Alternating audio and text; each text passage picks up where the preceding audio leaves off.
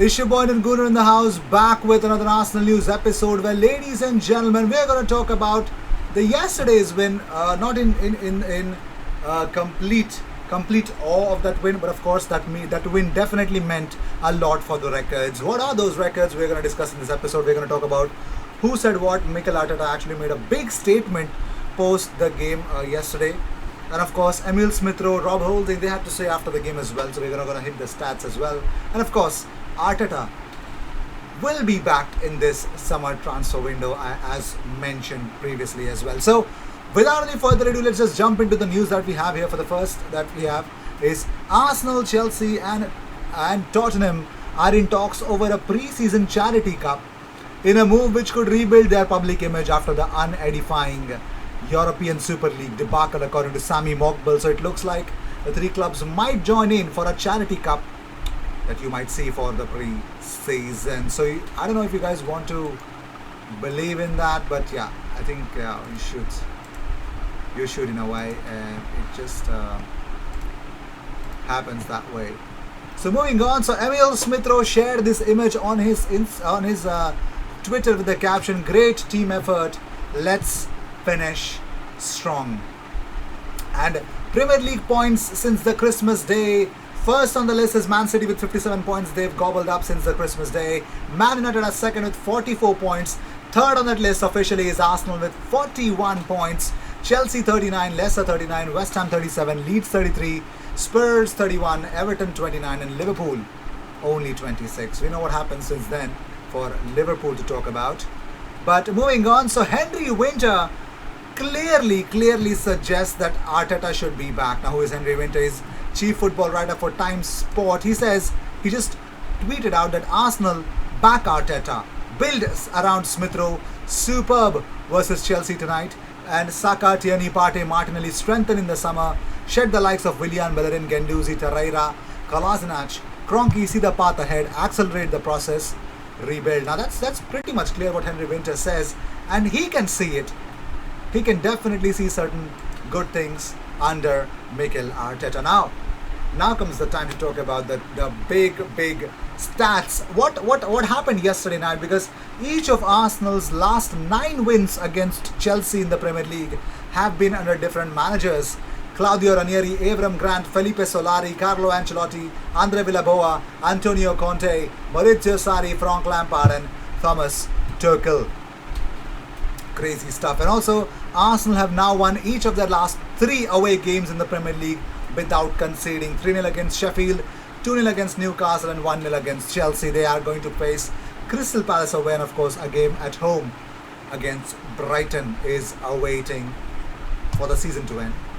Arsenal are now unbeaten in their last 6 away games in the league. That's how the mentality has changed going away from home. But at home, it's not the same. Let's be fair and honest. So Emile Smith-Rowe's game by numbers versus Chelsea: 100% conversion rate, 90% pass accuracy, 41 touches, 6 ball recoveries, 2 touches in the opposition box, 2 duels won, 1 tackle, 1 interception, 1 shot and 1 goal. What a performance, what a shift. And Kurt Zouma had actually more shots than any other player against Arsenal. He had 4 shots. Unlucky to see his header come back off the crossbar. Thomas Partey for Arsenal versus Chelsea: most ball recoveries 9, most duels won 8, most tackles won 5, most interceptions 3, most fouls won 2. What a shift did he put in. And Mikel Arteta is the youngest manager in the Premier League history to complete a league double over Chelsea. 39 years of age and 47 days old. Crazy stuff. Chelsea versus Arsenal: 1-0 Arsenal. Shots 19 for Chelsea, 5 for Arsenal. On target 5 for Chelsea, 2 for Arsenal. Passing accuracy 90% for Chelsea, 81% for Arsenal. Possession 68% for Chelsea, 32% for Arsenal. Wow. Also, Arsenal have now beaten Chelsea in each of their last 3 games across all competitions. The first time they've done so since February 2003, March 2004, a league double and an FA Cup final in the process. How crazy, how really crazy was that performance? Too good to be true. Well, those were the stats. Now also there's one more. Arsenal in the Premier League since the Boxing Day 41 points, third most behind only City and United. 38 goals scored, fourth most. 20 goals conceded, that is joint fourth on the list. Highest, I mean. So, Mikel Arteta has had his word to say about the game yesterday. He says, on the pressing for Emil Smith-Rowe's goal, he says, it's the way we play, it is in our DNA and philosophy. We always try to do that. If the opponent is so good to beat that press, then we have to defend it. But we thought we had opportunities to press the right way. Arteta, on if 3 at the back helped, he says, we did it just for one reason, to try to play better and make it harder for them and for us to be better in the game.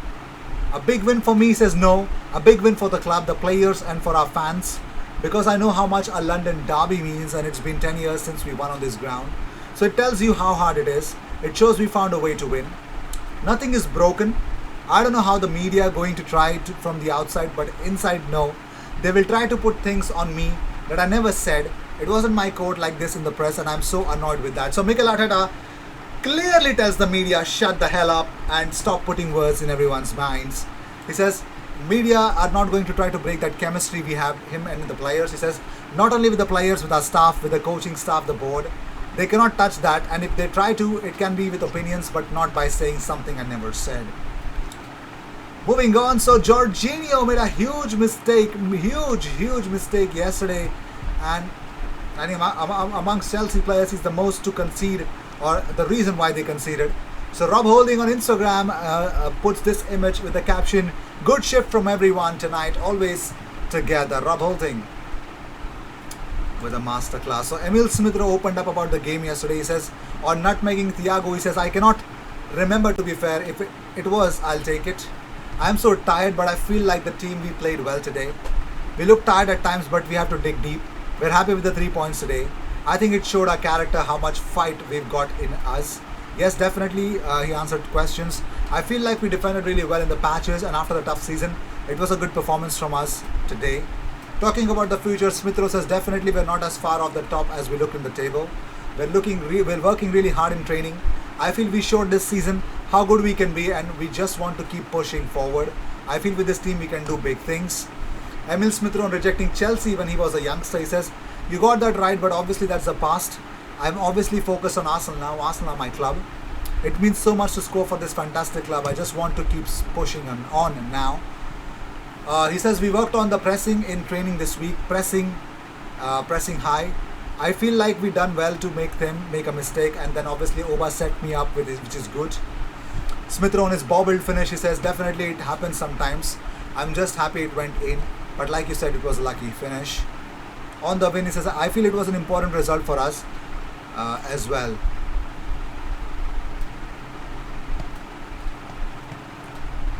So that was that.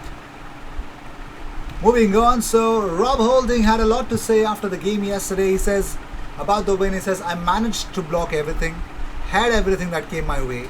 We just sorted off defended first, and then anything we could do with the ball we did.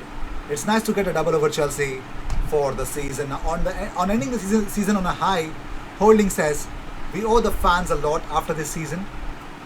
We've let them down a few times, so if we can wrap up some points, wrap up some wins, and give them something to look forward to going on to the season. And of course, Rob Holding had a lot to say. On the nervy end to the game, he says it's going to be because of the way they were going all out attacking, and we had something to hang on to, which is important, especially when you're playing away in the Premier League. If you get that goal, it gives you something to hold on to, and they come out a bit more, then you can maybe get them on the counter. We tried to kill the game off as best we could, but we took up a bit of a time, but that's part of football, and teams to do it to us, so it's right we do it to them. On switching to a back three, Holding said, we did a bit of a work on that in training. It's tough when the games are so fast and it's 2-day turnaround, but we knew it was going to be one-on-one duels, and to match them up, we beat our man in our duels, and that gave us the chance to win the game. And that is that from Rob Holding. So it looks like Real Madrid have focused their eyes on Mikel Merino. Yes, according to a source, Madrid Zone have clearly mentioned this in a lot of positivity, that it looks like Madrid are actually wanting to sign Mikel Merino. Well, yes. So, yes, he was linked with Arsenal, and that's the whole reason why I'm actually letting you know, guys, that Mikel Merino might be on Madrid's radar. So let's see where that will end up. But Mikel Merino is a decent shout for Arsenal's midfield. Let's see. But I'm more interested in getting Oyarzabal at Arsenal. Makes a lot of sense. So that's that. So with this, we end this episode. Thank you so much for tuning in. If you see daily Arsenal content, best place to be. Consider subscribing. I will see you in the next one. Until then, cheers.